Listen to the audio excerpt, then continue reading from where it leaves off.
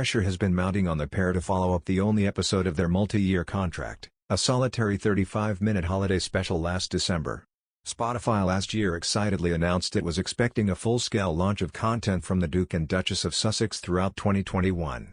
But with only one show under their belts, the streaming platform has so far paid the couple £500,000 for each minute. One source said, Spotify were delighted when they signed the couple, but the lack of content has mystified them. Particularly as they seem to have no problem producing content for other platforms. Another source said, when Harry and Meghan signed the Spotify deal in December, they didn't really have a full audio team behind them, there were no scripts ready and they hadn't made podcasts before.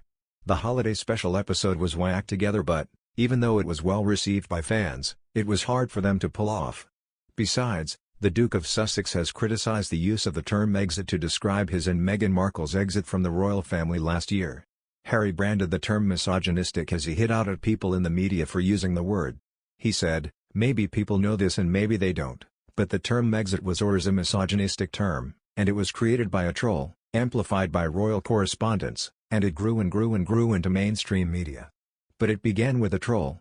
Meghan and Harry left the royal family to pursue a more independent lifestyle. A big part of this has been their partnership with Netflix. The Sussexes attracted the attention of many last year when they announced a £112 million deal with the streaming giant.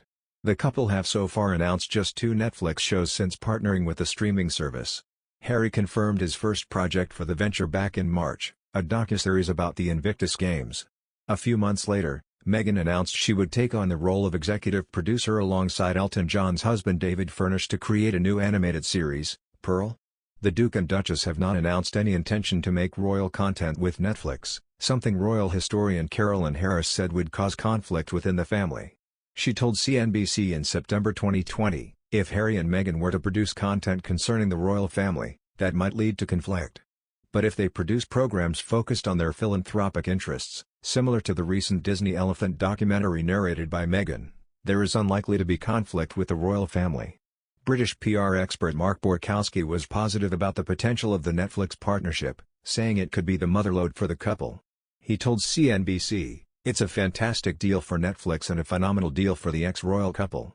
If they get it right, if they surround themselves with the very best people, it could be the motherlode for them. Penny Junor, author of Prince Harry, Brother, Soldier, Son, also gave her verdict, saying that the partnership could help them do positive initiatives. She continued, this Netflix deal could be the perfect vehicle for them, if it works out as they intend. Harry and Meghan have always said they want to make the world a better place. That was one of the things that brought them together in the first place, and as working members of the royal family, they were ideally positioned to do that. Then they gave it all up and the big question mark for me was always how, given their extravagant lifestyle, they could be financially independent on the proceeds of charitable work. Ms. Junor did raise doubts over the kind of programming they intend to produce and whether it will get the sort of viewing figures that Netflix will presumably want for this sort of money. She added, I find it hard to see how this could be a permanent income stream for Harry and Meghan. Ms. Harris also highlighted how Prince Edward faced difficulty with a TV project. She said, Prince Edward faced the challenge of balancing his role as a senior member of the royal family with running a television production company, whereas Harry and Meghan have already stepped back. Edward's work as a production director for Ardent brought him into conflict with the royal family when he focused on royal subjects and was seen to interfere with the privacy of members of the royal family, Ms. Harris also said.